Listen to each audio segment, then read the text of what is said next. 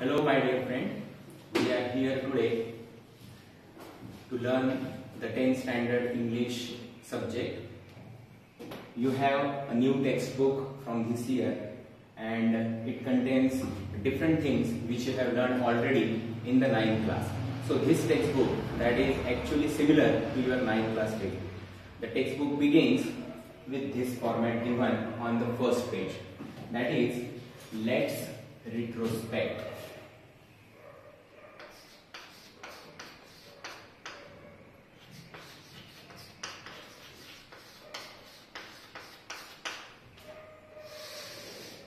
First of all, you will get it understood actually what means retrospect. Retrospect याचा समजा आपण मराठीत अर्थ करतो म्हटलं तर त्याचा अर्थ होतो आहे सिंहावलोकन करणे. म्हणजे काय तर थोडक्यात मागच्या वर्षीपर्यंत आपण जो पाठ शिकलेला आहे तो सर्व आपल्याला थोडक्यामध्ये रिवाइज करायचा आहे. हा पाठ करत असताना सगळ्यात पहिली ऍक्टिव्हिटी जी आपल्याला दिलेली आहे ती ऍक्टिव्हिटी म्हणजे वर्ड ग्रिड. म्हणजे थोडक्यात मराठीमध्ये सांगायचं झालं तर आपल्याला एक शब्द पुढे दिलेला आहे, पण in this word grid we have to learn some basic parts in the language study. Language study म्हणून आपण जो काय पार्ट शिकतो त्याच्यामध्ये काही बेसिक कन्सेप्ट्स आपल्याला सुरुवातीला रिवाइज करायचे आहे. म्हणून तुम्हाला दिसत आहे तुमच्या सगळ्यांकडे तुमचं टेक्स्टबुक असणं जरुरीचं आहे. या टेक्स्टबुकचं आपण पहिलं पेज काढल्यानंतर आपल्याला पहिल्या नंबरची ऍक्टिव्हिटी दिसून राहिलेली आहे बघा, मी वाचतो ती. From the word grid below, pick out words related to language study. That is the grammar and vocabulary. व्याकरणाशी संबंधित आणि vocabulary म्हणजे थोडक्यामध्ये शब्द संग्रहाशी संबंधित काही कन्सेप्ट्स आपल्याला रिवाइज करायचे आहे.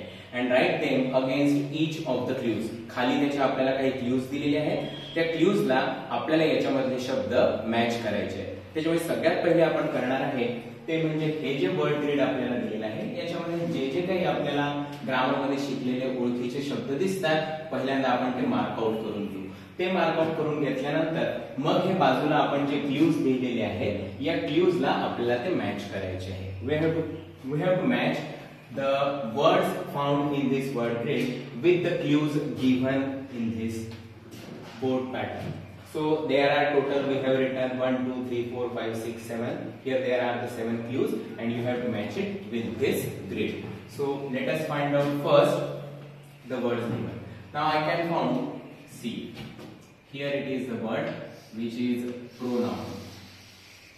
Pronoun आपल्याला माहिती आहे. Pronoun म्हणजे काय होत असतं, सर्वनाम. बरोबर तुला माहिती आहे. यानंतर मला इथेच बघितल्यानंतर दिसतंय बघा, from here onwards I can say N-O-U-N. Here I can find out noun. Okay, this is the word noun. चला सांगा अजून तुम्हाला जिथे कुठे दिसत असेल तुम्ही मॅच करू शकता. मला अजून एक पार्ट दिसतोय बघा, here I am marking it out, that is adjective. Okay, here it is adjective.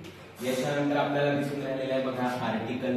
हा शब्द दिसून राहिलेला आहे मला, so I am marking it here, that is article. याच्यानंतर अजून एक शब्द मला दिसून राहिलेला आहे बघा, HOMOPHONE, दॅट इज होमोफोन. हा शब्द आपल्याला दिसून राहिलेला आहे. याच्यानंतर आणखी जर बघितलं आपण तर आपल्याला आणखी वर्ड दिसतात बघा, हियर इट इज ADVERB. याचा अर्थ काय होत असतो आपल्याला माहिती आहे, ते म्हणजे काय आहे ऍडव्हर्ब. हा एक शब्द आपल्याला दिसून राहिलेला आहे. याच्याशिवाय अजून कुठे काय दिसतं बघा, मला या बाजूला पण एक शब्द दिसून राहिलेला आहे बघा, PREFIX. So I will mark it out. मी हा पण शब्द मार्क केलेला आहे, दॅट इज प्रिफिक्स. हा शब्द आपल्याला दिसून राहिलेला आहे. याच्याशिवाय अजून एक शब्द दिसतोय बघा, हा एक जो मला शेवटचा दिसून राहिलेला आहे. इथून सुरू झालेला शब्द जर का मी वाचतो म्हटलं तर हियर इट इज कॉम्प्लेक्स. हा शब्द आपल्याला दिसून राहिलेला आहे बघा, I can mark out complex. याच्याशिवाय अजून काही शब्द दिसतात का बघा, आणखी एक शब्द दिसून राहिलेला आहे, हियर इट इज सॅनिम. हा शब्द आहे तो म्हणजे आपलं समानार्थी शब्द ज्याला म्हणतो सॅनिम. हा शब्द दिसून राहिलेला आहे. अजून मधल्या बाजूला आपल्याला अजून एक दिसून राहिलेला शब्द बघा, हियर इट इज सिंग्युलर. हा शब्द दिसून राहिलेला बघा, दॅट इज सिंग्युलर. तर पहिल्यांदा आपल्याला असे सर्व शब्द शोधायचे आहेत. एवढे शब्द आपल्याला सापडलेले आहेत. अजून काही कोणते शब्द दिसतात तर ते आपण पाहू शकतो आहे. फर्स्ट आपल्याला असं करायचं आहे की हे जे क्ल्यूज दिलेले आहेत या क्ल्यूजशी आपल्याला काही सर्व मॅच करायचं आहे. एवढे शब्द आपण काढलेले. अजून कोणता दिसतोय का बघूया आपण. हा एक शब्द आणखी दिसतोय आपल्याला, दॅट इज द प्रिपोजिशन. आपण शब्द आपल्याला दिसून राहिले पूर्ण याच्यामध्ये झालेला दिसून राहिलेला आहे, दॅट इज द प्रिपोजिशन. असे शब्द जेवढे आपल्याला सध्या दिसून राहिलेले आहेत ते आपण सर्व मार्क करून घेतलेले आहेत. नाव we will come to the clues. Here there are the clues, that is the first clue. बघा, I refer to only one noun in number. म्हणजे थोडक्यात ते आपल्याला सांगून राहिलेले आहेत की नंबर म्हणजे मराठीमध्ये आपण त्याला काय म्हणत असतो, वचन. वचनाशी संबंधित आपल्याला शब्द शोधायचा आहे. I refer to only one noun in number. फक्त एक नाव म्हणजे एक नाम सांगणार. तर एक नाम सांगणारं वचन जर आपण विचारात घेतलं तर ते काय होणार आहे, एक वचन. एक वचनसाठी आपण इंग्लिश मध्ये शब्द लिहित असतो तो म्हणजे कोणता, सिंग्युलर. आणि जर आपण या ग्रेड मध्ये बघितलं तर मगाशी आपण हा शब्द इथे मार्क केलेला होता, that is singular. So you can write down this word here, that is singular. हा शब्द आपण याच्यामध्ये लिहिलेला दिसतो. अशा प्रकारे आपल्याला सगळे क्ल्यूज सॉल्व्ह करायचे आहे. आता हे सगळं आपण मागच्या वर्षांपर्यंत शिकलेलो आहे. We have to just revise it. Then second point, that is I qualify a noun. काय म्हणून राहिलेले आहे, I the word is someone which qualifies a noun. जो की नामाबद्दल काय सांगतो आहे, आपल्याला विशेष माहिती सांगतोय, म्हणजे जास्तीची माहिती सांगतोय. आपल्याला माहिती आहे नाउनला क्वालिफाय करणारा वर्ड त्याला आपण काय म्हणत असतो, ऍडजेक्टिव्ह. मग जर आपण विचार केला तर मला मगाशीच हा शब्द सापडलेला होता, I found it out, that is the adjective. म्हणून मी हा वर्ड इथे लिहिणार आहे, दॅट इज द ऍडजेक्टिव्ह. तो मी लिहून घेतोय बघा.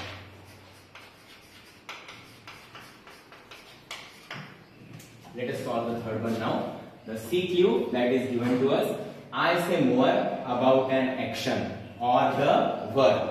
मी असा आहे की जो काय करतो आहे, ऍक्शन म्हणजे वर्ब बद्दल, म्हणजे थोडक्यामध्ये क्रियेबद्दल काय करतो आहे, जास्तीची माहिती सांगून राहिलेला आहे. Very correct, you have guessed it. तू बरोबर शोधून काढलेला आहेस. The word which says more about the action, that is nothing but the adverb. मराठीमध्ये आपण त्याला क्रिया विशेषण असं म्हणत असतो आणि हे adverb आपण ऑलरेडी या ठिकाणी मार्क केलेलं दिसतंय. So you have to write down this one, that is the adverb. अगदी बरोबर, तू ओळखून राहिलेला आहे जे काय ते अगदी बरोबर आहे. So let's start with the new one, that is I am a naming word. आता तुम्हाला आतापर्यंत लक्षात आलेलं असेल की जे काही क्ल्यूज आपल्याला दिलेले आहेत they are all related with the parts of speech. म्हणजे ग्रामर मधला जो सगळ्यात बेसिक पहिला पार्ट आपण शिकतो, कुठलीही लँग्वेज म्हटल्यानंतर त्याच्यातला पहिला पार्ट तो म्हणजे राहत असतो पार्ट्स ऑफ स्पीच. म्हणजे तुम्हाला सगळं हे रिवाइज करून देऊन राहिलेले आहे. तुम्ही ओळखला आहे D, I am a naming word. जे काही तू ओळखलेलं आहे बघा, I am a naming word. मी म्हणजे असा वर्ड आहे की जो काय करतो आहे, नेमिंग वर्ड आहे, जो नाव सांगतो आहे. तर नाव सांगणारा शब्द त्याला तुम्ही काय म्हणत असता, दॅट इज नाउन. तो पण आपण मार्क केलेला आहे. So I will write it here, that is noun. Come on, the next one, that is I can replace naming words. After noun, the next part of speech we are well aware of, that is nothing but the pronoun. And its definition here is given, I can replace the naming words. नाव सांगणाऱ्या शब्दाला मी replace करतो, म्हणजे त्याच्या जागेवरती मला वापरल्या जातं. You have guessed it correctly, that is definitely pronoun. तो पण आपण मगाशीच मार्क केलेला होता. So here it is the word, that is pronoun. The word which replace the naming words. नामाच्या बद्दल दुसरा शब्द जो आपण वापरतो त्याला आपण काय म्हणतो, प्रोनाउन. आता इथेच बघा, आपण लिहितो आहे वर्ड. वर्ड हे एक नाउन आहे, पण त्या वर्ड साठी आपल्याला दिसत आहे इथे वापरलेला आहे I. I refers to the word. तो असा शब्द आहे त्याच्यासाठी इथे प्रोनाउन वापरलेला आहे म्हणजे आय. तेच आपण इथे मार्क केलेलं आहे. Now the next one, that is I अकंपनी nouns और pronounce and show their relation to another word. Now this is something which is very important part of speech, that is called as the preposition. Here it is the definition. I accompany. Accompany that means सोबत करणे. मी कोणाची सोबत करतो आहे, nouns or pronouns. मी जो वापरला जातो शब्द तो नेहमी कोणासोबत वापरला जातो आहे, एक तर नाउन बरोबर किंवा प्रोनाउन बरोबर. कशासाठी वापरला जातो आहे तर ते सांगतात आहे, and show their relation to another word. Noun किंवा प्रोनाउन सोबत वापरला जाणारा शब्द जो त्याच वाक्यातल्या दुसऱ्या शब्दाबरोबर काय सांगतो आहे, संबंध सांगतो आहे. तुला नक्कीच आठवण राहिलेलं आहे, अशी डेफिनेशन आपण याच्या आधी पण पाहिलेली आहे. And that word which is called as the preposition. त्याच्यासाठी आपण वापरतो आहे कोणता शब्द? प्रेपोजिशन. मराठीत आपण त्याला म्हणत असतो शब्दयोगी अव्यय. So here I will write it, that is preposition. तू पण हे सगळे मार्किंग करू शकतो आहे. आता पुढचं बघ, नेक्स्ट आपल्याला दिलेलं आहे बघा, I am a sentence with a subordinate clause. आता हा क्ल्यू वरच्या क्ल्यूज पेक्षा थोडासा आपल्याला डिफरंट दिसून राहिलेला आहे. इथे हे सगळी जी माहिती होती ती वर्ड्स बद्दलची माहिती होती, बरोबर शोधलेला आहेस. आता पहा पुढचा जो क्ल्यू आपल्याला दिलेला आहे, I am a sentence with a subordinate clause. आता क्लॉजेस हा प्रकार मागच्या वर्षीपासून तुझ्या सिलेबस मध्ये इन्क्लूड झालेला आहे. तू मागच्या वर्षी क्लॉजेस रिवाइज केले असतील, शिकला पण असशील. तुला माहिती आहे नाउन क्लॉज असतो, ऍडजेक्टिव्ह क्लॉज असतो, ऍडव्हर्ब क्लॉज असतो, त्याचे प्रकार पण तू पाहिलेले आहे. मग आता इथे आपल्याला दिसतंय बघा, आय एम अ सेंटेन्स, मी असं वाक्य आहे कसं, विथ अ सबऑर्डिनेट क्लॉज, की ज्याच्यामध्ये काय राहणार आहे? सबऑर्डिनेट क्लॉज लागलेला राहणार आहे. तुला माहिती आहे सेंटेन्स म्हटल्यानंतर त्याच्यामध्ये मेन क्लॉज असतो आणि त्याला लागलेले काय राहू शकतो आहे? सबऑर्डिनेट क्लॉज राहू शकतोय. एकच जर का क्लॉज असेल तर तुम्ही त्या सेंटेन्सला म्हणत असता सिंपल सेंटेन्स. समजा त्याच्यामध्ये दोन क्लॉजेस आहे पण दोन्ही क्लॉजेस मेन क्लॉज असतील तर तुम्ही त्याला म्हणत असता कंपाऊंड सेंटेन्स.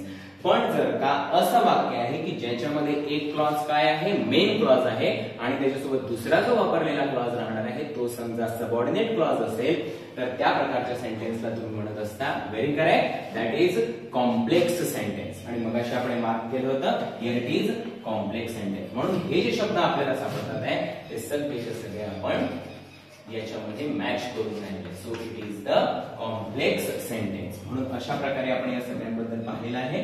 आता आपल्याला पुढचं पाहायचं आहे. ओके, नेक्स्ट बघू आपण. आता नेक्स्ट आपल्याला दिसतंय बघा HQ. Here the HQ that is given, I am an action or being. Now this is the most important part, that is indicating action or being. क्रिया दाखवणारा शब्द किंवा being. being म्हणजे सब्जेक्टची असण्याची स्थिती, त्याची असण्याची स्थिती, द being state असा इंडिकेट करणारा वर्ड जो असतो ज्याच्याशिवाय कुठलंही सेंटेन्स कंप्लीट होत नाही. तुला अगदी बरोबर माहिती आहे, that is nothing but the verb. Verb हा शब्द आपण मगाशी आयडेंटिफाय केलेला होता. Here it is verb. So HQ that gives me the answer, that is verb. Now let us refer the next clue. Next clue given, that is I am an affix attached before a word. Now we have learned two parts, two types of affix there are. They are called as the suffix and the prefix. कुठे attach करतात त्याच्यानुसार आहे. आता हा जो part आहे हा काय आहे? That is not a word. तो काय आहे? Just combination of 2 or 3 simple word. That is I am an affix. काय आहे हा अफिक्स म्हणजे? That is attached before a word. शब्दाच्या आधी लावलेले काही अक्षर, काही अक्षरांचा सेट, बरोबर आहे ना. तो जो आधी लावलेला आहे, this word that is very important. This is the affix but it is attached before a word. एखाद्या शब्दाच्या आधी लावलेला आहे त्याला आपण म्हणत असतो काय? प्रिफिक्स असं आपण त्याला म्हणत असतो. That is prefix. आता समजा याचं एखादं एक्झाम्पलच द्यायचं असेल तर आपल्याला माहिती आहे, आपण ओळखीचा शब्द समजा म्हटला, आपण हॅपी हा शब्द म्हटला तर समजा याच्या आधी मी जर का UN लावलं तर मला माहिती आहे नवीन शब्द तयार होतोय. तो कोणता? अनहॅपी. हा मी त्याचा विरुद्धार्थी शब्द सांगण्यासाठी तयार करतो. अशा प्रकारचा वर्ड तो म्हणजे त्यांनी दिलेला आहे कोणता? प्रिफिक्स. हे तुला माहिती आहे. नाउ नेक्स्ट वन बघा, I sound the same but differ in spelling and meaning. Now this is the new part. मागच्या वर्षी आपल्याला झालेला आहे. बघा काय म्हणतात, आय साऊंड द सेम, माझा उच्चार सारखाच होतो आहे, but differ in spelling and meaning. पण ते शब्द जर विचारात घेतले, दोन शब्द असे की ज्यांचा उच्चार सारखा आहे, साऊंड सारखा आहे, बट डिफर पण ते फरक करतात कशामध्ये? In spelling. त्याच्या स्पेलिंग मध्ये पण फरक आहे आणि त्याच्या मीनिंग मध्ये सुद्धा फरक आहे, बरोबर. तो जो शब्द असतो that is nothing but, here we have marked it out, that is called as the homophone. असे जे शब्द असतात त्यांना आपण काय म्हणत असतो? होमोफोन. समजा याचं एक्झाम्पल द्यायचं झालं तर अगदी कॉमन एक्झाम्पल याचं झालं, जसं बघा TO2 याचा उच्चार आपण 2 असाच करून राहिलेला आहे. तसंच दुसरा शब्द पण तुम्हाला माहिती आहे, दॅट इज TOO. दोन्ही याचा उच्चार आपण 2 असाच करून राहिलेला आहे. पण तुम्हाला माहिती आहे पहिल्या 2 चा अर्थ जो असतो तो ला म्हणजे प्रिपोजिशन असा होत असतो आणि TOO म्हणजे सुद्धा अशा अर्थाने आपण करू शकत असतो. म्हणजे थोडक्यात हे दोन शब्द आपण यांना काय म्हणू शकतो आहे? होमोफोन असं म्हणू शकतो आहे. याच्यानंतर नेक्स्ट क्ल्यू आहे बघा, I am a word having nearly the same meaning. मी असा शब्द आहे की जो जवळपास काय सांगत असतो, सारखं अर्थ सांगत असतो, सेम मिनिंग इंडिकेट करतो. मग सेम मिनिंग इंडिकेट करणारे शब्द म्हणजे आपण त्यांना काय म्हणतो, मराठीमध्ये तर तुम्ही त्याला समानार्थी अर्थाचे शब्द म्हणतात, but in English it is called as the synonyms. हे आपण मगाशी मार्क केलेलं होतं, that is synonyms. So I will take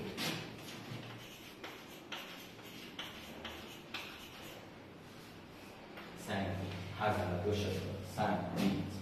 यानंतर बघा, नाउ द लास्ट फ्यू, बाकी सगळे आपण ओळखलेले आहेत. Now this one for you. I come before nouns two point out definite or indefinite. आता हा पण शब्द आय कम बिफोर नाउन्स कशासाठी येतोय मी, बघा नाउनच्या आधी वापरला जाणारा शब्द आहे.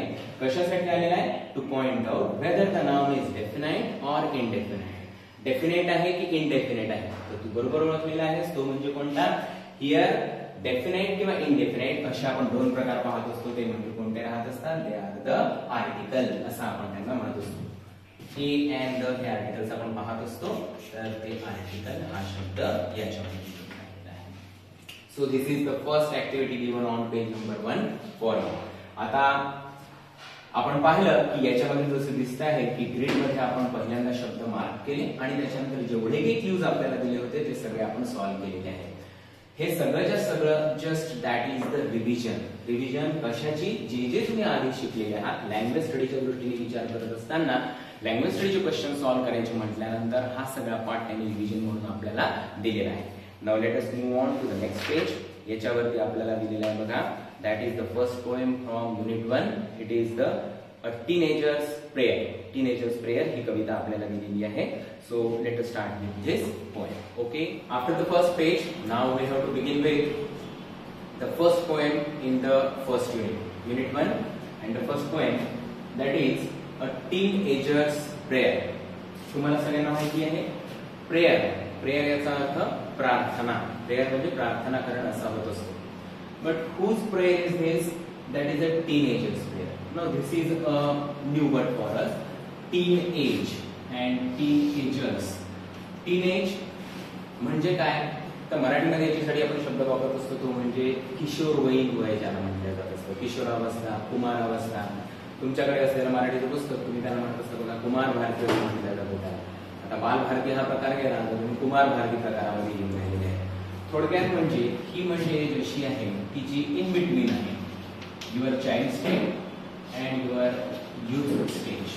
थोडक्यात सांगायचं म्हणजे तुमची बाल्यावस्था आणि तारुण्यावस्था यांच्या मधला जो पिरियड आहे, that period that is referred as the teen age. म्हणजे थोडक्यात कुठून कुठपर्यंतचं वय, तर समजा आपण विचारात घेतलं, समजा 11 or 12 years to near about 16 to 17 years. हे जे वय आपण विचारात घेऊ, तर 11, 12 ते 16, 17 वर्षापर्यंतचं वय याला म्हटलं जात असतं टीनेज. मग आता ही जी प्रेयर आहे, that is a prayer by a teenagers boy or girl. त्या वयातला मुलगी किंवा मुलगा. पिक्चर जर बघितला आपण या पुस्तकामध्ये त्याच्यात मुलगी दाखवलेली आहे आणि ती प्रार्थना करताना दाखवलेली आहे. सो अ टीनएजर्स प्रेयर. आता या कवितेच्या माध्यमातून तुम्हाला त्यांनी थोडक्यात म्हणजे या वयाच्या दृष्टीने जे योग्य आहे, what is proper for this age, that is advised to you, की तुम्हाला या प्रेयरमध्ये समजावून सांगण्याचा प्रयत्न केला आहे की या वयामध्ये तुमची वागणूक कशी असली पाहिजे. How should be your behaviour, that is to you. आता या सगळ्यांचा विचार करत असताना कविता म्हटल्यानंतर त्याची सुरुवात तुम्हाला दिसते आहे, that is the warming up activity. You are familiar with this. Last year you have done with this activities, warming up activity. सुरुवात आपल्याला करताना कविता नेमकं काय आहे हे आपल्याला समजलं पाहिजे. त्याच्यासाठी सुरुवातीला आपल्याला जे 1-2 ऍक्टिव्हिटीज दिलेल्या आहेत त्या जस्ट फक्त तुम्हाला काय करून राहिलेल्या आहेत, हायलाइट करून राहिलेल्या आहेत किंवा पुढे तुम्हाला कवितेमध्ये काय शिकायचं आहे. तर तुमच्या पुस्तकामध्ये बुकमध्ये बघा सेकंड पेज वरती या वॉर्मिंगअपच्या ऍक्टिव्हिटीज दिलेल्या आहेत. तुमच्या सगळ्यांचं पुस्तक आहे आणि या पुस्तकामध्ये पहिला पार्ट जो दिसतो आहे बघा, तो म्हणजे चिटचॅट. म्हणजे आपल्याला गप्पा करायच्या आहे. थोडक्यात तुम्ही समजू शकता, आपल्याला चर्चा करायची आहे, तुम्हाला जे वाटतं ते तुम्हाला सांगायचं आहे. But the language should be English. आपल्याला इंग्लिश भाषेमधून हे सांगायचं आहे. बघा, I will read the first part. पहिला पार्ट आपल्याला दिलेला आहे. Form groups of 5 to 6 and discuss. Give a rating of 1 to 5 each of the following. आपल्याला त्यांनी ग्रुप करून डिस्कशन करायला सांगितलंय, पण इथे ग्रुप करत असताना तू आणि मी आपण दोघच जण आहे, फक्त आपल्याला डिस्कशन करायचं आहे. And what you have to do, काय करायचं आहे तुला, you have to give a rating. आता रेटिंग देणं हा प्रकार काही तुझ्यासाठी नवीन नाही. मोबाईल आपण वापरतो, मोबाईलमध्ये आपल्याला वेगवेगळे ऍप्स दिसतात, अजून काही कुठले कुठले व्हिडिओज दिसत असतात, त्या सगळ्यांच्या खाली तुला सगळेजण मागे लागत असतात. ते युट्यूबवरचे व्हिडिओ पाहिल्यानंतर किंवा वेगवेगळ्या प्रकारचे व्हिडिओ पाहिल्यानंतर किंवा हा व्हिडिओ तुम्हाला कसा वाटला याच्यानुसार तुम्ही त्याला काय करायचं आहे, रेटिंग द्यायचं आहे. ते रेटिंग तुम्ही 1 स्टार 2 स्टार 3 स्टार 5 स्टार पर्यंत तुम्ही त्याचे रेटिंग देत असता. तर अशा प्रकारचे रेटिंग ते म्हणतात आहे 1 to 5 आपल्याला हे रेटिंग द्यायचे आहे. पण लक्षात घे, कुठल्याही आपल्याला व्हिडिओसाठी रेटिंग नाही करायचं आहे. त्यांनी जे आपल्याला विचारलेलं आहे त्यावरती आपल्याला हे रेटिंग द्यायचं आहे. बघा मी वाचतोय क्वेश्चन, लक्ष दे सर्वजण. तुझं कॉन्सन्ट्रेशन हा सगळ्यात महत्वाचा भाग राहणार आहे हे सर्व समजून घेत असताना. When you have to take important decisions, what do you generally do? A simple question that is asked to you. काय विचारून राहिलेले आहे तुम्हाला? When you have to take important decisions. आता आपल्याला निर्णय घेण्याची वेळ आलेलीच असते, प्रश्नच नाही. वेगवेगळे निर्णय घ्यावे लागतात. 10व्या वर्गाचा विद्यार्थी म्हटल्यानंतर as a 10th class student you have to take different types of decision which are whether they are good for you or bad for you. You have to decide. एखादं काम करायचं ते आपल्यासाठी चांगलं आहे की वाईट आहे याच्यासाठी आपल्याला निर्णय घ्यायचे असतात. मग आता तुम्हाला विचारलेलं बघा, when you have to take important decisions, what do you generally do? तुम्ही काय करत असता? You are given different types of option. आता हा जो पार्ट आपल्याला दिलेला आहे आपण त्याच्यावर डिस्कशन करूया आणि त्याला तुला रेटिंग द्यायचं की हे तू किती वेळा करत असतो, असं तू करत असतोस का? बघा, I will read the options. We are written here. First one, that is consult parents or elders. म्हणजे काय, समजा एखादा निर्णय घ्यायची वेळ आली, whether you consult, तू सल्ला घेत असतो का कोणाचा? Your parents or elders, हे तुला विचारलेलं आहे. Next one, contact friends for advice. एखाद्या वेळेस तू तुमच्या मित्राला वगैरे संपर्क करत असतो का की बाई आपण काय करायचं म्हणून. Then the third option that is given, pray to God for guidance. मार्गदर्शनासाठी म्हणून तू देवाची प्रार्थना करत असतो का? एनीवन ऑलमायटी, जो काही तुझ्या मनामध्ये श्रद्धास्थान आहे ज्याच्याबद्दल त्याला ज्याला तू सुपर पॉवर समजत असतो की हे आपल्याकडे सर्व काही करतात, त्यांना तू प्रे करत असतोस का? Next one, think deeply in silence. किंवा तू याला प्रिफर करतो की बाबा शांततेने अगदी एकाग्रतेने पूर्ण तू विचार करत असतो की आपल्याला काय केलं पाहिजे याच्यावरती. Next option that is given, ask your teacher for help. तू तुझ्या शिक्षकांची मदत घेत असतो का? Whether you ask your teacher for help. And last one, that is the order of toss a coin to decide. समजा काही ठरवायचं आहे, नाही ठरवता येऊन राहिलेलं नाही, हिंदी पिक्चर मध्ये दाखवतात की नाही आपल्याला, जसं कॉइन टॉस केला, हेड ऑर टेल, काय करायचं, असं तर असं तसं तसं, हे तू करत असतोस का? तुला ऑप्शन दिलेले आहे आणि तुला आता रेटिंग करायचं आहे. तुझ्यासोबत मी पण रेटिंग देतोय, मला जे काय वाटतं ते मी करतो, तुला जे काय वाटतं आहे ते तुला करायचं आहे. ओके, कन्सल्ट पेरेंट्स और एल्डर्स. मी विचार करत असताना विचार करेल डेफिनेटली माझ्या घरी जर का मोठे आहेत तर मी त्यांचा सल्ला जरूर घेणार. So I will give the rating for this option, that is 4. Okay, I will give rating 4. You can do as you wish. तुला जसं काय वाटत असेल तसं तू करू शकतोय. तुला वाटत नाही बाबा मी काही पालकांचा सल्ला वगैरे इतके वेळा वगैरे घेत नसतो, तुला 3 मार्क द्यायचे असतील किंवा तुला नेहमीच जर का पालकांचा सल्ला ऐकायचा असेल तर तू 5 याला सुद्धा रेटिंग देऊ शकतोय. Next one, contact friends for advice. बाबा सल्ला घेण्यासाठी मी मित्रांची मदत घेत असतो. प्रत्येक गोष्टीत काही मित्रांची मदत घेणं आपल्याला शक्य नसते, पण कधी कधी जरूर आपल्याला अभ्यास म्हणा किंवा इतर काही ऍक्टिव्हिटीज अशा राहतात. Definitely there are such activities when you need the help of your friends. So you can give this rating as suppose I give for 2. मी त्याला 2 रेटिंग दिलेलं आहे. Next option, pray to God for guidance. मार्गदर्शनासाठी म्हणून whether you pray to God, God, that is the Almighty, whom you consider the Almighty, the superpower, who is always with you to help you. He is not seen, दिसत नाही तुम्हाला, पण तुमचा विश्वास आहे. There is the belief that he is with you. असं जर तुझ्या मनामध्ये श्रद्धा आहे तर डेफिनेटली तू जर हा विचार करत असेल you can give full marks to this. नाही केव्हाही माझ्यासोबत माझा देव नेहमी राहतच असतो. So pray to God for guidance. I will give the rating of 5 to this option. Next one, think deeply in silence. नंतर मग पुढचं ऑप्शन दिलेलं आहे आपल्याला की बा आपण खूप शांततेने विचार करून राहिले पण नेमकं काय केलं पाहिजे. एखादी गहन समस्या असू शकते, there may be serious condition and you have to think deeply in silence. For this you have to give, suppose you will give it for 4 rating. तुम्ही देऊ शकता. Ask your teacher for help. That is the best option. तुम्हाला काही अडचण आहे, अभ्यासामध्ये कुठली अडचण आहे, तुम्ही तुमच्या शिक्षकांची मदत घेऊ शकता. तुम्हाला वाटत असेल की बाबा मी तर नेहमीच मदत घेत असतो शिक्षकांची, याच्यासाठी सुद्धा तुम्ही ऑप्शन देऊ शकता. That is 4. And now the last option, that is toss a coin to decide. Sometimes there are such conditions where you are in a double mind. तुम्ही डायलेमा मध्ये राहत असता, म्हणजे द्विधा मनस्थितीमध्ये राहत असता की नेमकं काय करावं. एक केलं तर तरी पण अडचण जाते, दुसरं झालं तरी पण अडचण जाते, अशी एखादी कंडिशन येऊ शकते. मग त्या वेळेवरती मे बी तुम्हाला नाही सुचून राहिलेल्या अशा कंडिशन मध्ये तुम्ही ऑप्शन करू शकता toss a point two decide. मग त्यावेळेस तुम्ही काय करून राहिलेले आहे, पॉइंट टॉस करून राहिलेले आहे. So for this I will give the rating of only 1. मी समजा याच्यासाठी फक्त एक ऑप्शन, एक फक्त रेटिंग देऊन राहिले या ऑप्शनसाठी. मग आता हा सगळा पार्ट तुम्हाला का बरं दिलेला आहे, यावरनं तुम्हाला विचार करायचा आहे की मला कविता शिकायची, I would learn the poem, why this part is given to you.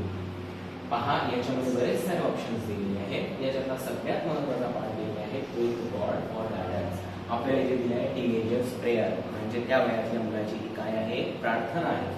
मग हे ऑप्शन्स आहेत, तुम्ही यांच्यापैकी काय काय करता हे त्यांनी तुम्हाला सांगितलं.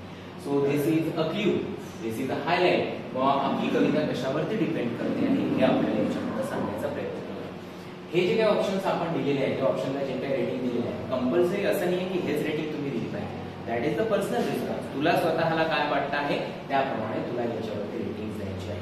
लक्षात घ्या, हा काही प्रश्न आपल्याला परीक्षेमध्ये विचारला जाणारा प्रश्न नाही, पण कविता काय आहे हे समजावं यासाठी म्हणून आपल्याला हा पार्ट दिलेला आहे. Okay, now let us move on to the next activity. दुसरी ऍक्टिव्हिटी दिलेली आहे बघा. आता हा पार्ट या कवितेचं एक हायलाइट आहे, that is a special feature of this poem.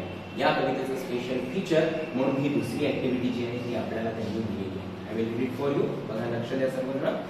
In poetry, very often there are lines in which the poet seems to talk directly to an absent person, an abstract idea or thing or object. काय म्हणून राहिलेले बघा, in poetry बरेचदा कवितेमध्ये आपल्याला दिसतात very often there are lines, अशा काही लाईन कवितेमध्ये राहत असतात in which the poet seems to talk directly to an absent person. ज्याच्यामध्ये कवी बोलतो आहे, कविता म्हटल्यानंतर पोएम म्हटल्यानंतर पोएट आपले फिलिंग्स एक्सप्रेस करतो. ते फिलिंग्स एक्सप्रेस करत असताना तो बरेचदा काय करतो, talking directly to an absent person, अशा एखाद्या व्यक्तीशी बोलतो आहे की जो त्यावेळेवरती तिथे हजरच नाही आहे.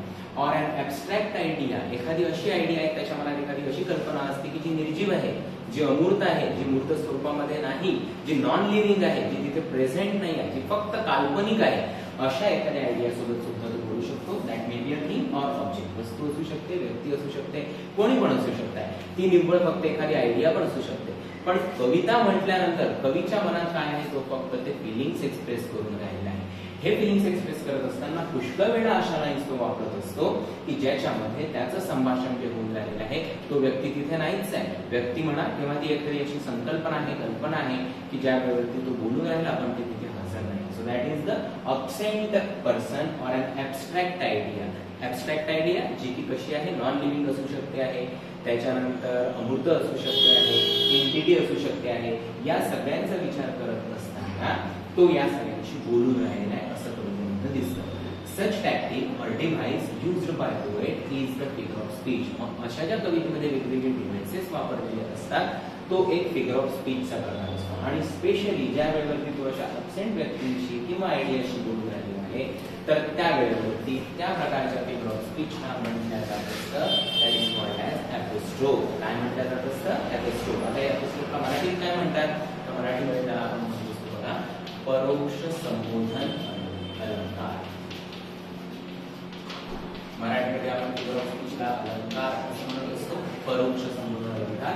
मग असा कोणी दिले की जो तिथे हजर नाही, प्रेझेंट नाही, त्याच्याशी आपण बोलून राहिलेला आहे. आता हे समजून सांगण्यासाठी त्यांनी आपल्याला एक्झाम्पल दिलेलं आहे बघा. First one that is twinkle twinkle little star. This is a familiar poem very from your childhood. अगदी लहानपणापासून तू ही कविता म्हणत आलेला आहे. त्या कवितेमध्ये कोणाशी बोलून राहिलेला आहे विचार कर. आपल्याला दिसतंय याच्यामध्ये कवी बोलून राहिलेला आहे कोणाशी, ट्विंकल ट्विंकल लिटिल स्टार. लहान तारे, आकाशात दिसणारे तारे, स्टार्स, त्यांच्याशी आपण चर्चा करून राहिलो. मग आता हे काय बोलण्यासारखी माणसं आहेत का, ते येऊन तुमच्याशी बोलून राहिलेले आहेत का, बिलकुल नाही. पण कवीची कल्पना आहे, that is idea of the poet, he is talking with him. म्हणून मग या वाक्यामध्ये आपल्याला दिसतंय the figure of speech that is used apostrophe. याच्यानंतर तुला दिसतंय बघा नेक्स्ट लाईन. नेक्स्ट लाईन मध्ये कोणाशी बोलतोय बघा, वाक्य वाचताय. I will read it for you. Death where is that sting. या कवितेमध्ये आपल्याला दिसत आहे पोएट जो आहे तो डायरेक्ट कोणाशी बोलून राहिलेला आहे, तर he is referring to death. तर डेथ म्हणजे मृत्यू. आता मृत्यू काही कोणती वस्तू आहे, व्यक्ती आहे, तुमच्यासोबत आहे, माझ्यासोबत राहून राहिलेलं आहे, डेफिनेटली नाही. पण पोएट आहे की जो पोएट मात्र त्याच्याशी बोलून राहिलेला आहे. कोणाशी बोलतोय, death. Where is that sting. तुझा दंश कुठे आहे, मृत्यूचा दंश कुठे आहे असं तो विचारून राहिलेला आहे. माझा मृत्यू काही समोर थोडी बसते, त्याला दिसून नाही राहिलेला, पण कवितेमध्ये ही लाईन इंडिकेट करते आहे. ती काय इंडिकेट करते आहे? ॲपोस्ट्रोफी. कारण की इथे तो कोणाशी बोलतो आहे? An absent idea, abstract idea, त्याच्याशी तो बोलतो आहे. So here it is the apostrophe. त्याच्यानंतर नेक्स्ट वन बघा, O caveman I wish I could live with you. आता इथे कोणाशी बोलल्या जाऊन राहिले? बरोबर दिसतं आपल्याला बघा, ओ केव्हमॅन. केव्हमॅन म्हणजे गुहेत राहणारा मनुष्य. आपण काही गुहेत राहत नाही, आपले घर आहेत बांधलेले बिलकुल व्यवस्थित, पण एक एज असं पण होतं की ज्या वेळेवरती मनुष्य जो आहे तो जंगलात फिरत होता आणि कुठे राहत होता? तर केव्स मध्ये राहत होता, गुफेमध्ये राहत होता. मग हा कवी आता कोणाशी बोलून राहिलेला आहे? ओ केव्हमॅन. हा जो बोलणार आहे तो बोलून राहिलेला आहे, O caveman I wish I could live with you. माझी इच्छा होती की मी पण तुझ्यासारखा तुझ्यासोबत राहू शकलो असतो, किती छान झालं असतं. So these sentences they all indicate us the figure of speech used, that is apostrophe. Apostrophe हे figure of speech याच्यात वापरलेला आपल्याला त्यांनी दाखवलेला आहे. आता हे आपल्याला काबर अभ्यासासाठी दिलेलं आहे. That is the most important part. तर कविता जी आपण शिकणार आहोत त्या कवितेमध्ये अगदी भरपूर प्रमाणामध्ये या फिगर ऑफ स्पीचचा वापर केलेला दिसतो. थोडक्यात सांगायचं म्हणजे कविता पूर्णच बस या फिगर ऑफ स्पीचच्या रिलेटेडच पूर्णपणे चालू राहिलेली आहे. याच्या खालती त्यांनी आपल्याला एक ऍक्टिव्हिटी दिलेली आहे बघा, now complete the following creating examples of apostrophe of your on. तुम्हाला स्वतःहून हे पूर्ण करायचं आहे. Complete the following. बघा याच्यामध्ये त्यांनी सेंटेन्सेस दिलेले आहेत 5, मी फक्त 2 लिहिलेले आहेत आणि लक्षात घे 3 जे आहेत ते तुला होमवर्क साठी राहणार आहे. नेक्स्ट पिरियड जेव्हा आपला सुरू होईल त्यावेळी आपण पुढचे 3 जे आहेत मी तुला विचारणार, ते तुला सांगायचे आहे. आता इथे आपण 2 ऑप्शन्स घेतलेले आहेत, 2 सेंटेन्सेस घेतलेले आहेत, हे आपल्याला कंप्लीट करायचे. कंप्लीट करत असताना बस ॲपोस्ट्रोफ हा विचार करून आपण कोणाशी बोलतो आहे, काय आपल्याला कंप्लीट करायचं त्याप्रमाणे आपण कंप्लीट करू शकतो आहे. पहिलं सेंटेन्स बघा, ओ लाईफ. ओ लाईफ हाऊ करून पुढे सोडून दिलेलं आहे. आता हे कोणाशी बोलून झालेले आहे? ओ लाईफ म्हणजे जीवनाशी बोलल्या जाऊन राहिलेलं आहे. आता जीवनाशी बोलणं म्हटल्यानंतर हे तर फक्त कवीच करू शकतोय, पण तुला पण हे जमलं पाहिजे, हे शिकत असताना तू हे करू शकला पाहिजे, यासाठी म्हणून हे एक्झाम्पल तुला दिलेलं आहे. ओ लाईफ हाऊ. पुढे समजा आपल्याला हे वाक्य कंप्लीट करायचं आहे, मी करून दाखवेन तुला complete. How strange you are. मी म्हणू शकतो बिलकुल, हाऊ स्ट्रेंज यू आर. किती आश्चर्यकारक आहेस तू इन जीवनात, असं आपण म्हणू शकतो. हाऊ स्ट्रेंज यू आर असं करून आपण हे सेंटेन्स जरूर कंप्लीट करू शकतो आहे. नेक्स्ट वन दुसरं दिलेलं आहे, डिअर गॉड. देवाला प्रार्थना करून राहिलो, बोलून कोणाशी राहिलेलो आहे आपण? Dear God. So dear God please. Please मग आता काय तर बुवा आपल्याला चांगलं काहीतरी झालं पाहिजे ही आपल्याला प्रार्थना करायची आहे, म्हणून आपण करू शकतो आहे dear God please show proper way to me. मला चांगला मार्ग दाखव. मी देवाशी बोलून राहिले. So in this pattern, in this way you have to complete the remaining sentences. So that is the homework for you. Just 3 sentences I have left for you, and in the next period we will first deal with these 3 sentences and then afterwards we will deal with the poem. Welcome my dear friend. In the last period we have started the poem 1.1, a teenager's prayer. We have completed our warming up activity. We have dealt with the chit chat activity, first one, and in the second, that is the important activity of figure of speech, which is explained, that is apostrophe, ज्याला आपण मराठीमध्ये परोक्ष संबोधन अलंकार असं म्हटलं होतं. त्यामधले काही सेंटेन्सेस आपण काल घेतले होते आणि तुला मी 3 सेंटेन्सेस होमवर्क साठी दिले होते. आपण ठरवलं होतं की ते होमवर्क आपल्याला कंप्लीट करायचं आहे. So here these are the 5 sentences, out of which these 2 that we have already solved in the last period, and we have to complete these 3 ones. तू नक्कीच सोडवले असशील हे वाक्य, चेक करून घे. मी लिहिलेलं आणि तू लिहिलेलं मॅच करत असेल तरी पण तुझ्या वाक्य बरोबर असेल. बघ third one, books you are असं करून आपल्याला पुढे ब्लँक दिलेली आहे. आता इथे हा एपोस्ट्रोफी का बरं, तर इथे कोणाला रेफर केलेला आहे? बुक्सला. बुक्स म्हणजे वस्तू आहे, त्या वस्तूशी आपण डील करून राहिलेलो आहे, म्हणून मग यू आर तू इथे कंप्लीट करू शकतो आहे. You are my best friends. तुम्ही काय आहात? माझे सर्वात चांगले मित्र आहात. नेक्स्ट वन, इथे रेफर केलेल्या बघा कोणाला? एक्झाम्स. एक्झाम म्हणजे काही कोणी पर्सन नाही आहे, ती पण अशी एक आयडिया आहे, कल्पना आहे आणि त्याच्याशी आपण बोलतो आहे. हे सेंटेन्स आपण कंप्लीट केलेलं आहे. Exams I wish I could neglect you. मी असं वाक्य पूर्ण केलेलं आहे. तू काही अजून वेगळं केलं असेल त्याच्याशी रिलेटेड बिलकुल ते बरोबरच राहणार आहे. आता परीक्षा म्हटल्यानंतर कंटाळा येणं अगदी साहजिकच आहे, त्याच्यामुळे मी हे म्हटलेलं आहे I wish I could neglect you. समजा मी तुझ्याकडे दुर्लक्षच करू शकलो असतो, तिथंच नसता आलं तर किती चांगलं झालं असतं. असं करून आपण हे सेंटेन्स कंप्लीट केलेलं आहे. And the last one that is refer to beautiful sky, म्हणजे आकाशाशी बोलल्या गेलेला आहे, म्हणून इथे अपोस्ट्रोफी होत आहे. सो ओ ब्युटिफुल स्काय मी इथे कंप्लीट केलेलं आहे. हाऊ वास्ट यू आर, किती तू विस्तीर्ण पसरलेला आहेस, असं मी हे वाक्य कंप्लीट केलेलं आहे. तू पण अशाच पद्धतीने काही वाक्य लिहिलेले असतील, चेक करून घे आणि नक्कीच मी आशा करतो की तू ते करेक्टच सोडवलेले असतील. Okay, this is the warming up activity and homework. Now let us move on to our poem that is a teenager's prayer. The poem that is written by the poet J. Morse, a famous poet. आता ही जी कविता आहे, title आपल्याला सांगून राहिलेलं आहे बघा. The title indicates that this is a prayer. ही काय आहे, एक प्रार्थना आहे. And a prayer performed by a teenager boy और गर्ल. टीनेजर म्हटल्यानंतर काल आपण पाहिलं होतं, टीनेजर म्हटल्यानंतर किशोरवयीन वय, जे की साधारण 12-13 वर्षापासून तर 17-18 वर्षापर्यंतच्या वयांच्या मुलांचा आपण गृहीत धरत असतो. त्यांनी केलेली ही प्रार्थना आहे. Okay, now I have written this poem here. You have your book with you. तुझ्यासोबत तुझं पुस्तक आहे. आपण पुस्तकाच्या माध्यमातून ही कविता शिकून घेणार आहे. I will read it and explain. I will explain it in both the languages, that is in English and in Marathi also. म्हणजे तुला समजायसाठी एकदम सोपं होईल की कवीला काय म्हणायचं आहे, म्हणजे मग प्रश्नोत्तर लिहिण्यासाठी सुद्धा आपल्याला मदत होणार आहे. So we will start with this poem, a teenagers prayer. Each day brings new beginnings, decisions I must make. I am the only one to choose the road that I will take. I can choose to take the road of life that leads to great success, or travel down the darkened road that leads to great distress. Please open up my eyes, dear Lord, that I might clearly see. Help me stand for what is right. Bring out the best in me. Help, Lord, to just say no when temptations comes my way, that I might keep my body clean and fit for life each day. When my teenage years are over, I know that I will see that life is lived its very best with you walking next to me. This is the poem given. Let us begin with the first stanza. Now we have to remember this. In this poem, the speaker is seeking the help of God. देव हा जो speaker आहे, म्हणजे कविता करणारा जो पण मुलगा किंवा मुलगी आपल्याला दिसत आहे, तो काय करून राहिलेला आहे, तर he is praying the God. तो देवाची मदत मागून राहिलेला आहे. कशासाठी मागून राहिलेला आहे, to choose the correct way for better life. किंवा आपलं पुढचं आयुष्य एकदम चांगलं झालं पाहिजे, सुखी समाधानाचं झालं पाहिजे, बेटर लाईफ, त्यासाठी म्हणून तो गॉडची हेल्प मागतो आहे. And we have to remember one more thing. The whole poem that is a very beautiful example of figure of speech, that is apostrophe.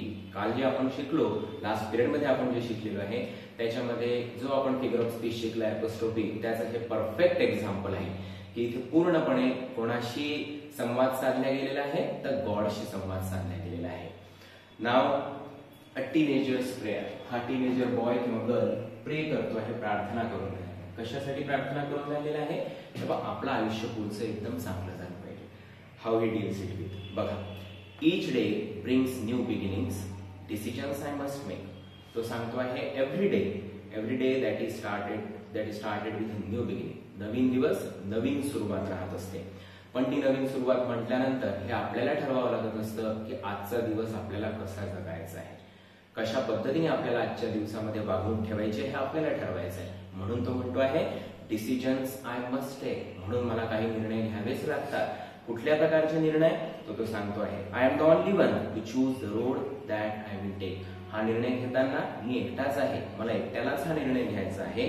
I am the only one to choose. मी एकटाच राहणार आहे, माझ्या मदतीला दुसरं कोणीच नाही आहे. मला निवड करायची आहे. कशाची निवड करायची आहे, the road that I will take. किंवा कुठला पाथ मला फॉलो करायचा आहे, विच पाथ टू अडॉप्ट. कुठला पाथ मी फॉलो करायचा आहे, असा पाथ की जो मला यशाकडे नेणार आहे, किंवा असा पाथ जो मला फेल्युअर म्हणजे अपयशाकडे नेणार आहे. दोन पैकी निवड करणं हे आपल्या हातामध्ये आहे. नवीन दिवस, नवीन सुरुवात. म्हणून तो म्हणतो आहे each day brings new beginnings. प्रत्येक दिवस माझ्यासाठी नवीन सुरुवात घेऊन येत असतो. पण डिसिजन्स आय मस्ट टेक. पण त्यावेळेस मला काही निर्णय घेणं जरुरीच राहणार आहे. I am the only one to choose the road that I will will take, आणि मी एकटाच राहणार आहे की मला काही निर्णय घ्यावे लागणार आहे, the road that I will take, की कोणता पाथ मला फॉलो करायचा आहे. लक्षात घ्या, टीन एज म्हटल्यानंतर this is age when you start to mature. त्यावेळेस असं असतं ते वय की ज्यावेळेस तुमचं आता बालपण ओसरलेलं आहे, your childhood that is over and you are approaching towards your youth. तुम्ही तुमच्या तारुण्याकडे जाऊन राहिलेले आहे. मग आता हा जो मीन व्हाईल पिरियड आहे, ट्रान्झिशन पिरियड ज्याला आपण म्हणू, संक्रामक कालावधी, एक अवस्था सुटते आहे, चाइल्डहुड सुटते आहे आणि तुम्ही आता कुठे अप्रोच करून राहिलेले आहे, तर तारुण्याकडे म्हणजे तुमच्या युथकडे तुम्ही अप्रोच करून राहिलेले आहे. अशा वेळेवरती हा जो पिरियड आहे तो पूर्णपणे तुम्हाला मॅच्युअर करण्याचा पिरियड आहे, म्हणजे परिपक्व करण्यासाठी हा पिरियड वापरला जात असतो.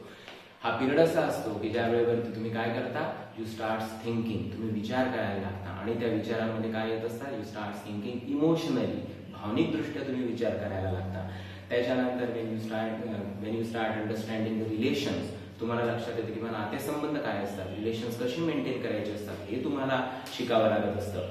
त्याच वेळेवरती you start developing mentally as well as physically, तुमची वाढ व्हायला लागते, तुमचा विकास व्हायला लागत असतो या पिरियडमध्ये, आणि तो विकास होत असताना मेंटली सुद्धा होणार आहे आणि तसाच फिजिकली सुद्धा होणार आहे. So these are the crucial days. म्हणून मग हे जे दिवस आहेत, very important days when you can shape your life, जेव्हा तुम्ही काय करू शकता, तुमच्या जीवनाला निश्चित आकार देऊ शकता. या दिवसांमध्ये घेतलेले जे काही तुमचे करेक्ट डिसिजन्स राहणार आहे, they will help you in your life for ever. ते नेहमीसाठी तुम्हाला तुमच्या आयुष्यामध्ये काय करणार आहे, मदत करणार आहे. म्हणून बघा, हा मुलगा किती सिन्सिअर आहे, त्याला हे कळतं आहे किंवा प्रत्येक दिवस नवीन सुरुवात, मग त्यावेळेवरती मला काही निर्णय घ्यायचे आहेत, ते मला एकट्यानेच निवडायचे आहे किंवा कुठला पाथ मी फॉलो करायचा आहे, मला यशाचा मार्ग निवडायचा आहे की अपयशाचा मार्ग निवडायचा आहे, हे तो ठरवून राहिलेला आहे. मग तो म्हणतो पहा, the second stanza, I can choose to take the road of life that leads to great success. माझ्यासमोर दोन ऑप्शन्स आहेत, I have two options. I can choose the path, असा मी रस्ता निवडू शकतो आहे, तो मला कुठे घेऊन जाणार आहे, that will lead me to great success, जो मला अत्युच्च यशाच्या शिखराकडे नेणार आहे. Or travel down the darken road, किंवा मी असा सुद्धा रस्ता निवडू शकतोय, पण डार्कनचा अर्थ आपल्याला इथे बाजूला त्यांनी दिलेला आहे. Here it refers to evil, म्हणजे वाईट मार्ग. मी असा सुद्धा चुकीचा मार्ग निवडू शकतो, that leads to great distress. डिस्ट्रेसचा पण अर्थ दिलेला आहे, ग्रेट वरी आणि स्ट्रेन, म्हणजे पुढे जाऊन फक्त माझ्या आयुष्यामध्ये काय राहणार आहे, चिंता राहणार आहे, काळजी राहणार आहे. पण समजा मी असा रोड निवडला की जो मला यशाकडे नेऊन राहिलेला आहे, मग मला काळजी करण्याची आवश्यकताच राहणार नाहीये. म्हणून तो म्हणून राहिलेला आहे. म्हणून आपल्याला पोएट सांगतो, स्पीकर सांगतो, I can choose to take the road of life. मी जीवनाचा असा सुद्धा मार्ग निवडू शकतो, I can choose the road of life that leads to great success, जो मला यशाच्या अत्युच्च शिखराकडे नेणार आहे, सक्सेसफुल बनवणार आहे. Or travel down the darken road, किंवा मी असा अंधारा चुकीचा मार्ग सुद्धा निवडू शकतो, that leads to great distress, जो फक्त माझ्या आयुष्यामध्ये चिंता आणि काळजीच निर्माण करणार आहे. म्हणून मग परत तो गॉडला पहा काय करतोय, रिक्वेस्ट करून राहिलाय. नेक्स्ट स्टांजामध्ये रिक्वेस्ट करतो आहे poet, please open up my eyes. म्हणून मग मला मदत कर. कशासाठी मदत कर, की माझे डोळे उघडे राहिले पाहिजे.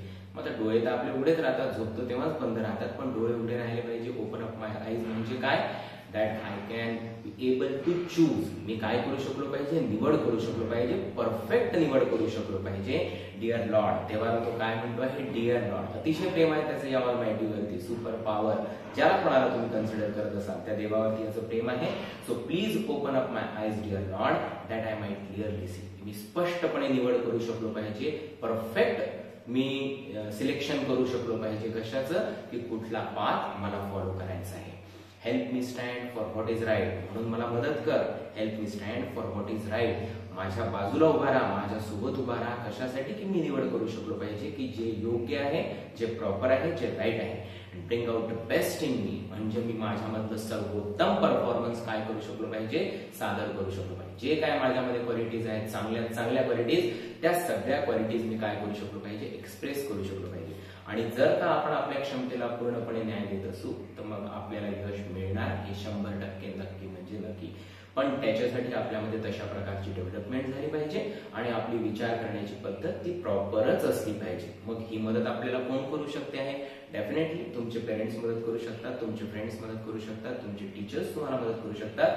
पण या सर्वांच्या वर if we have the belief, if we have the faith, जर का आपल्यामध्ये विश्वास आहे, that Almighty, that super power whom you consider as the most trusted person or the thing that stands with you, तो देव, तो भगवंत, तुम्ही जे काय नाव देत असाल त्याला, तो तुमच्या सोबत आहे असा जर तुमचा विश्वास असेल तर डेफिनेटली तुम्ही तुमच्यामधलं बेस्ट काय करू शकता, बाहेर काढू शकता.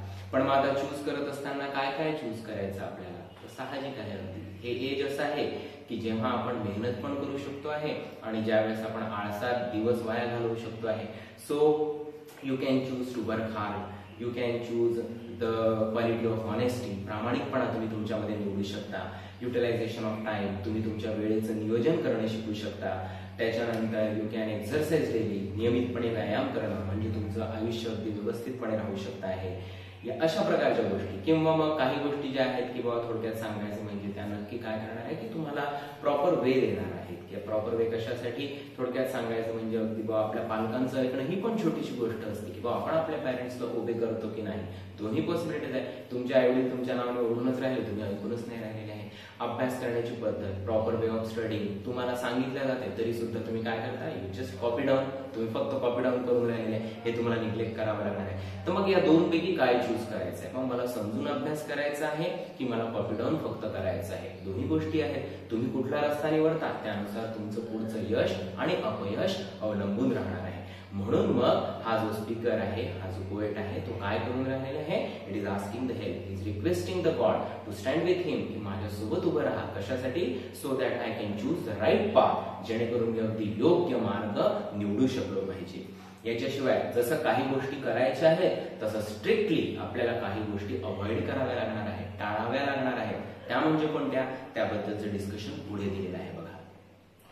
Help Lord, you just say no when temptations comes my way, that I might keep my body clean and fit for life each day. माझा तो मदत मागतोय. हेल्प लॉर्ड, लॉर्ड म्हणजे सुद्धा गॉड, सर्वशक्तिमान. So help Lord, you just say no, मला मदत कर की माझ्यामध्ये ही हिंमत निर्माण झाली पाहिजे की मी नाही सुद्धा म्हणू शकलो पाहिजे. जसं मी एखाद्या गोष्टीला हो म्हणतो तसंच माझ्यामध्ये ही सुद्धा पॉवर असली पाहिजे, that I could say no. मग तुम्हाला नाही कशाला म्हणायचं आहे, त्याच्यासाठी त्यांनी म्हटलेलं आहे बघा, वेन टेम्पटेशन्स कम्स माय वे, जेव्हा माझ्या रस्त्यामध्ये काय येणार आहे, टेम्पटेशन्स येणार आहे. टेम्पटेशन्स बाजूला अर्थ दिलेला आहे बघा, a strong wish to do something bad or wrong, अशी होणारी तीव्र इच्छा. मग पण काय करायची तीव्र इच्छा, ते एखादं चुकीचं काम करण्याची, एखादं वाईट काम करण्याची होणारी तीव्र इच्छा, त्याला टेम्पटेशन्स म्हटलं जातं. ज्याला तुम्ही मोह म्हणू शकता, लालसा म्हणू शकता. बऱ्याच गोष्टींची लालसा होते. बस सकाळी आपण ठरवलं की बाबा मला 4 वाजता उठून पाठांतर करायचं आहे, रिमेंबर माय थिंग्स. पण 4 वाजता उठल्यानंतर अशी परिस्थिती येऊन राहिलेली आहे की जाग आली अलार्म वाजल्यानंतर पण डोळे उघडूनच नाही राहिले, उठायची इच्छाच नाही होऊन राहिलेली आहे, फक्त झोपायची इच्छा होऊन राहिली आहे. That is nothing but temptation. टेम्पटेशनच आहे. दुसऱ्याजवळ एखादी खूप चांगली वस्तू आहे जी तुमच्याजवळ नाही आहे आणि तुम्हाला असं वाटते की ही वस्तू माझ्याजवळ असली पाहिजे, म्हणून मी काय करतो, त्याचं लक्ष नाही मग माझ्याकडे घेऊन घेतो. ही सुद्धा एक प्रकारची थेफ्ट वर्क झालं, चोरीचं काम झालं, ही सुद्धा टेम्पटेशन झाली. तुम्हाला हे मोह, ही लालसा काय करावी लागणार आहे, सोडावी लागणार आहे. म्हणून अशा गोष्टी याच दिवसांमध्ये आपल्याला शिकायच्या आहेत. This is the period when you can inculcate, तुमच्यामध्ये तुम्ही बाळगू शकता गुड हॅबिट्स, चांगल्या सवयी तुम्ही तुमच्यामध्ये बाळगू शकता. अँड रिमेंबर वन थिंग, चांगल्या सवयी म्हटल्यानंतर त्या चांगल्या सवयी लागायसाठी खूप प्रयत्न करावे लागतात. बट इव्हिल थिंग्स, वाईट गोष्टी म्हटल्यानंतर त्या बाळगण्यासाठी तुम्हाला कुठलेही प्रयत्न करायचे नाही, त्या ताबडतोब तुमच्यामध्ये घेऊन जातात आहे. म्हणून कवी हेल्प मागतो आहे, कोणाची, द लॉर्डची, गॉडची हेल्प मागतो आहे. Help Lord, just say no, मी नाही म्हणू शकलो पाहिजे. When temptation comes my way, जेव्हा अशा प्रकारचे मोह माझ्यासमोर निर्माण होतील तर मी त्यांना नाही म्हणू शकलो पाहिजे. That I might keep my body clean, असं कशासाठी की मी माझं शरीर, आता इथे शरीर म्हणजे बॉडी नाही कन्सिडर करायची आहे. हे काम काही असे आहेत की जे तुमचं कॅरेक्टर घडवून राहिले, जे तुमचं नेचर घडवून राहिले, जे तुमचं चरित्र घडवून राहिले. एक अशी चुकीची गोष्ट जी तुम्ही करून टाकलेली आहे त्याच्यामुळे तुमच्या चारित्र्यावर नेहमीसाठी काय राहू शकतो आहे, डाग राहू शकतो आहे. म्हणून that I might keep my body clean, म्हणून माझं शरीर म्हणजेच माझं कॅरेक्टर काय राहिलं पाहिजे, क्लीन राहिलं पाहिजे, स्वच्छ राहिलं पाहिजे, कुठलाही डाग त्याच्यावर नको, कोणी मला नावं ठेवायला नको. No one can blame me की बाबा हा असाच आहे, हा तसाच आहे, हे असंच करतो, असं कोणी म्हणूच शकायला नको. And fit for life each day, आणि समजा मी माझ्यामध्ये इन्क्युलकेट करताना म्हणजेच अंगी बाळगत असताना, काय अंगी बाळगत असताना, समजा सगळ्या मी चांगल्याच सवयी माझ्यामध्ये बाळगतो आहे, तर definitely I am the best person, मी सर्वात अगदी योग्य व्यक्ती ठरणार आहे. कशासाठी? टू फेस द लाईफ, या जीवनाचा संघर्ष, त्या संघर्षाला समोर जाताना स्ट्रगल तो तर राहणारच आहे. इथून पुढे जाताना प्रत्येक गोष्टीत तुम्हाला फक्त स्ट्रगल म्हणजे स्ट्रगलच करावं लागणार आहे. लक्षात घ्या, सध्या तुमच्या भोवती एक प्रकारचं आवरण आहे, तुम्हाला कव्हरिंग आहे, तुम्हाला प्रोटेक्शन आहे. ते प्रोटेक्शन कोणाचं आहे? तुमच्या फॅमिलीचं, तुमच्या पेरेंट्सचं, या ऍटमॉस्फिअरचं तुम्हाला सगळं त्याच्यामध्ये काय आहे? प्रोटेक्शन आहे. पण एक स्टेज अशी येणार आहे की जेव्हा तुम्हाला हे कव्हर सोडून, हे प्रोटेक्शन सोडून, जसं पिल्लू अंड्यातून बाहेर येत असते, बाहेर आल्यानंतर त्याला या जगाला एकट्यालाच सामोरं जावं लागत असतं, तसंच तुम्हाला सुद्धा काही दिवसामध्ये बाहेर पडून स्वतःला स्टँड करावं लागणार आहे. त्यावेळेवरती तुमचं कॅरेक्टर, तुमच्यामध्ये असलेल्या हॅबिट्स, चांगल्या सवयी, तुमच्या क्वालिटीज, याच फक्त तुम्हाला मदत करणार आहे. So this is the period, म्हणून हाच तो कालावधी आहे, teenage years, when you can develop your self, तुम्ही तुमचा विकास घडवून आणू शकता, when you can shape your life. आज घेतलेली मेहनत ती तुमच्या कामात येणार आहे, हे या व्यक्तीला, या पर्सनला समजून राहिलेलं आहे. आणि हा क्रुशियल पिरियड असल्यामुळे तो विचार करतो आहे की या कामात मला सर्वात चांगल्या प्रकारे मदत करणारं दुसरं कोणी राहूच शकत नाही. मला मदत करणारं फक्त कोण राहणार आहे? Only the God, the super power, तो सर्व Shaktimaan, that all mighty, he can help me, he can stand with me, but you should have the faith, the belief in you. तुम्हाला त्याच्यासाठी त्याच्यामध्ये विश्वास असायला पाहिजे. मग असं समजा तुम्ही केलं, अशा प्रकारे तुमचे टीनेज इयर्स तुम्ही समजा घालवलेले आहेत पूर्ण मेहनतीने, तर मग पुढे त्याचा रिझल्ट काय होऊ शकतो आहे? बघा, रिझल्ट काय राहणार आहे? Result, when my teenage years are over, म्हणून अशा प्रकारे जेव्हा माझं हे किशोरवयीन वय, किशोरावस्था माझी संपणार, I know that I will see, मला पक्क माहिती आहे बिलकुल की मला बघायला मिळेल. काय बघायला मिळेल? I know that I will see that life is lived its very best. या जीवनाने माझ्यासाठी जे समोर माझ्यासाठी जीवन आहे ते कसं आहे? That is the best one. ते माझ्यासाठी अगदी सर्वोत्कृष्ट जीवन माझ्यासाठी आलेलं आहे. कसं काय सर्वोत्कृष्ट? With you walking next to me. कारण माझ्यासाठी बेस्ट काय राहणार आहे? व मी असं काम करतो आहे की जे माझ्या भगवंताला आवडते आहे. प्रत्येक काम करत असताना मी हे देवाला सांगून करतो आहे, त्या सुपर पॉवरला सांगून करतो आहे की बुवा असं असं मी करतो आहे. मग हे करत असताना तुमचा विश्वास आहे की मी करत असताना काही चुकीचं करूच शकत नाही. तसंही आपल्याला आपण म्हणत असतो, दोन मनं आपली असतात. आपल्या मनामध्ये विचार करताना आपल्या मनाचा इनर व्हॉइस ज्याला म्हटला जात असतो, तो इनर व्हॉइस आपल्याला सांगत असतो एखादं काम चांगलं, एखादं काम वाईट. व करत असताना हे करणं योग्य आहे की चुकीचं आहे हे आपल्याला कळतच असते. मग हा पोएट आपल्याला काय म्हणतोय? To listen to your inner voice, but that inner voice you should have the faith की तो जो इनर व्हॉइस राहणार आहे, that is coming to me from my Lord, from my God, the almighty God. त्या सर्व शक्तिमान देवानी मला ते सांगितलेलं आहे की असं असं कर, असं करू नको. म्हणजे चांगलं ते सगळं तुम्हाला भगवंत सांगतो आहे, आणि जे तुम्ही वाईट करणार आहात ते तुम्हाला तो कधीच नाही सांगत आहे. हे तुमचं मन पण तुम्हाला सांगते की मी हे चूक करून राहिलो, व सकाळी मी उठत नाही, मी झोपूनच राहिलेलो आहे. हे माझ्यासाठी काय ठरणार आहे? चूकच ठरणार आहे. So if you have to shape your life, you have to do all these things, you have to choose perfectly. मराठीमध्ये एक उदाहरण दिलं जात असतं, राजहंसाचं उदाहरण दिलं जातं. तो राजहंस काय करत असतो म्हणतात? तो क्षीर आणि पाणी म्हणजे दूध आणि पाणी बरोबर निवडून वेगळं करू शकत असतो. आपण सुद्धा तसंच झालो पाहिजे. वी शुड बी एबल की काय करू शकलो पाहिजे? आपण सुद्धा नेमकं चांगलं काय आहे ते आपल्याला निवडायचं आहे, आणि जे वाईट आहे ते आपल्याला निग्लेक्ट करायचं आहे. टेम्पटेशन्स आपल्याला दूरच सारायचे आहे, आणि चांगल्याच गोष्टी फक्त आपल्यामध्ये आपल्याला बांधायच्या आहे. असं जर झालं तर तुमचं जीवन तर चांगलं राहीलच, पण याच्यापेक्षा मोठी गोष्ट होणार आहे ती म्हणजे कोणती? That life is lived its very best with you walking next to me. मी पुढे जीवनात जे जे काही करेल, माझा विश्वास राहणार आहे की माझ्यासोबत कोण आहे? प्रत्यक्ष माझा भगवंत. इथे विथ यू, यू याचा अर्थ काय? यू म्हणजे रेफर टू गॉड. मी जर या पद्धतीने वागणूक ठेवली आणि प्रत्येक गोष्टीत तुझी मदत घेतली तर माझा 100% विश्वास आहे, I am confident that God will always be with me in my whole life. पूर्ण माझ्या जीवनामध्ये माझा भगवंत माझ्या सोबतच राहणार आहे. आणि तुमच्या गोष्टीत समजा तुमचा प्रत्यक्ष भगवंत, ज्याच्या कोणावर तुमचा विश्वास आहे, तो जर तुमच्या सोबत आहे, तर मग प्रश्नच नाही. तुमच्यासाठी यशाचे दरवाजे सगळे ओपनच राहणार आहे, निश्चितच राहणार आहे. पण ते सगळं करण्यासाठी you have to work hard. तुम्हाला ही मेहनत घ्यावीच लागणार आहे. You have to inculcate good habits in you. तुम्हाला तुमच्यामध्ये चांगल्या सवयी बांधवाव्या लागणार आहे. And this is the request made to God by the poet James Boss. म्हणून कवी फक्त ही प्रार्थना करून राहिलेला आहे की तुमच्या वयातल्या मुलांच्या माध्यमातून त्यांनी प्रार्थना केलेली आहे, a teenagers prayer. This is the simple poem. तुम्हाला लक्षात घ्या, तुमच्या महत्वाच्या 10व्या वर्गाच्या सुरुवातीलाच पहिल्यांदाच ही कविता तुम्हाला दिलेली आहे. जेणेकरून पुढचं 1 वर्षभर अभ्यास करत असताना कशा पद्धतीने तुम्हाला अभ्यास करायचा आहे हे सगळं तुम्ही देवाच्या मदतीने करू शकत असता. ओके, चला आता आपण घेऊया पुढची. या कवितेच्या बाजूला इथे क्वेश्चन्स दिले आहेत, आपण थोडक्यामध्ये डिस्कस करू हे काय आहे. बघा, सिंपल क्वेश्चन्स आहेत, तुम्ही डेफिनेटली आन्सर करू शकता. What is the age group of the speaker in the poem? Now since he is teenage, it is very definite that the age group that is from 12 to 13 years to 17 or 18 years या दरम्यानचा तो कालावधी आहे. What decisions does the speaker have to take? व कुठल्या प्रकारचे decision स्पीकरला घ्यावे लागत असतात? तर त्याला डिसिजन्स घ्यायचे असतात ते म्हणजे कोणते? He has to take the decisions to choose the path of his behaviour. त्याच्या वागण्याची पद्धत कशी राहील हे त्याला निर्णय घ्यायचे असतात. What does each new day fetch? प्रत्येक नवीन दिवस त्याच्यापुढे काय आणत असतो? तर त्याचं उत्तर तुम्ही लिहू शकता. Each new day fetches new beginning. नवीन सुरुवात समोर आणल्या जात असते. Now next question, how should one react to temptations? एखाद्याने टेम्पटेशन्सला कसं रिॲक्ट करायचं? का आपल्याला 4th स्टांजामध्ये याचं उत्तर दिसतं. We must neglect the temptations. आपण काय करायला पाहिजे? हे टेम्पटेशन्स सगळे निग्लेक्टच करायला पाहिजे.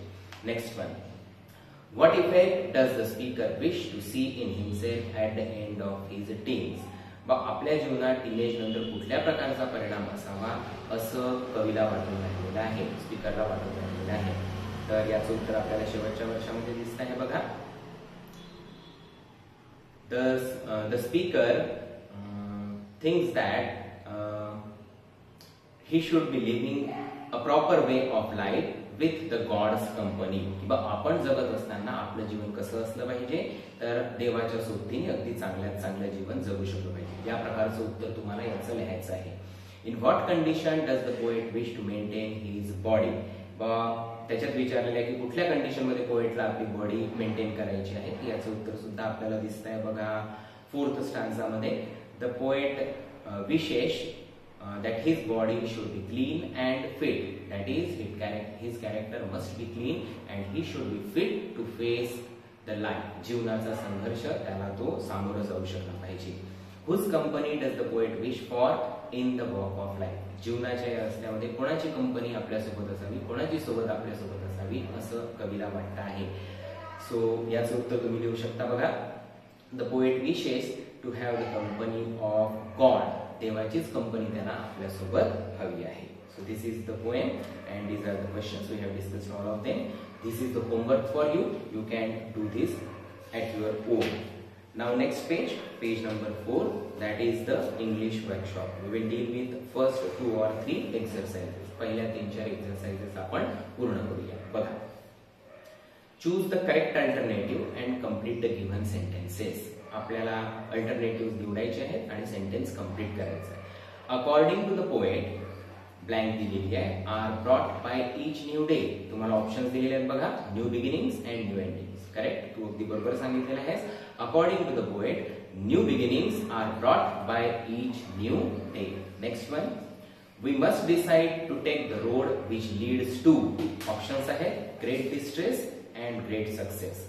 तर याचं उत्तर आपल्याला लिहावं लागणार. We must decide to take the road which leads to great success. एकदम बरोबर. Next one, the poet prays to the Lord to help him stand for what is. पुढे ब्लँक आहे, आपल्याला ऑप्शन दिलेले आहे might and right. The poet prays to the Lord to help him stand for what is right. Might नाही, शक्तिमान नको, आपल्याला जे योग्य आहे ते करायचं आहे. The poet wants to see that his teenage years have been the blank दिलेली आहे इयर्स ऑफ हिज लाईफ. ते कसे आहेत त्याचे? वर्स्ट की best? Obviously they are the best years of his life. का बरं बेस्ट आहे? Because they can shape your life. ते तुझ्या आयुष्यात घडवू शकत असतात. Now the next question, very simple. Find out and right the pairs of rhyming words from the poem. आपल्याला याच्यामध्ये काय करायचे आहे? रायमिंग वर्ड्स चूज करायचे. इथे आपल्याकडे पोएट लिहिलेली आहे, आपण पाहू शकतो. बघा, पहिला स्टांजा विचार करत असताना बिगिनिंग, मेक, चूज आणि टेक. आपल्याला दिसत आहे मेक आणि टेक ही एक रायमिंग पेअर दिसते आहे. नेक्स्ट स्टांजा बघा, लाईफ, सक्सेस, रोड, डिस्ट्रेस. याच्यामध्ये जर का आपण विचारात घेतले तर आपल्याला दिसून राहिलेलं आहे सक्सेस आणि डिस्ट्रेस हे आपल्याला दिसून राहिले आहे. नेक्स्ट याच्यामध्ये बघितलं लॉर्ड, सी, राईट आणि मी. तुम्ही शोधलेलं अगदी बरोबर आहे, सी आणि मी. नेक्स्ट स्टांजा जर विचारात घेतला बघा, नो, वे, क्लीन याच्यामध्ये आपल्याला दिसून राहिलेला आहे दे आणि डे ही आपल्याला पेअर दिसते. आणि लास्ट स्टांजा जर विचारात घेतला त्याच्यामध्ये ओव्हर, इथे आपल्याला शेवटी दिसत आहे सी, त्याच्यानंतर बेस्ट आणि म्हणजे ही पेअर परत काय झालेली आहे, रिपीट झालेली आहे. म्हणजे आपण 4 पेअर्स इथे लिहू शकतो आहेत. कोणत्या कोणत्या?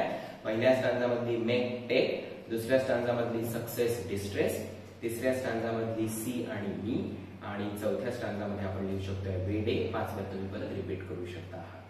Now the important question, what is the rhyme scheme of the poem? Rhyme scheme तुम्ही मागच्या वर्षीपासून शिकून राहिलेले आहात. Choose the correct one from the following options. आपल्याला 4 ऑप्शन्स दिलेले आहेत, A B B, A B C D, A B C B आणि ए बी बी ए अशा दिलेल्या आहेत. तर आपण पाहू. पहिल्या याच्यात आपल्याला दिसतंय बघा बिगिनिंग, समजा मी याला रेफर केलं ए, हे दोन एकमेकांशी रिम करत नाही म्हणून मी याला दिलं समजा बी. मग आता ए ला हा रिम करतो आहे का? बिगिनिंग चूज नाही. मेक ला करतो आहे का? नाही. म्हणून मी याला काय नाव देतो आहे? सी. पण आता मला दिसतंय बघा मेक आणि टेक हे मात्र रिम केलेले आहे म्हणून मी इथे परत काय लिहिणार आहे? बी. असंच तुम्ही दुसरं पण एक्झाम्पल घेऊ शकता. सपोज समजा आपण याच्यामध्ये विचारात घेतलं, याच्यात दिसतंय बघा आपल्याला लॉर्ड. लॉर्डला समजा मी रिम केलं ए, सी साठी मी करतो आहे बी, कारण हे दोघं रिम करत नाही. मग हा या दोघांपैकी कोणाला रिम करतो आहे का? त्याचा यमक साधतोय का? उच्चार सारखा येतोय का? नाही. म्हणून मी याला सुद्धा काय म्हणतो आहे बघा, इथे मी याला सी म्हणणार आहे. पण मला दिसत आहे सी सारखं चौथ्या याच्यामध्ये रायमिंग पेअर आली आहे मी, सी मी. हा आपल्याला यमक साधणारा दिसतो म्हणून इथे बी दिसत आहे. मग दोन्ही याच्यामध्ये फॉलो झालेले दिसत आहे बघा, ए बी सी बी. याच्यामध्ये सुद्धा ए बी सी बी. असं तुम्ही कुठलाही स्टांजा कम्पेअर केला तर तुम्हाला दिसेल ए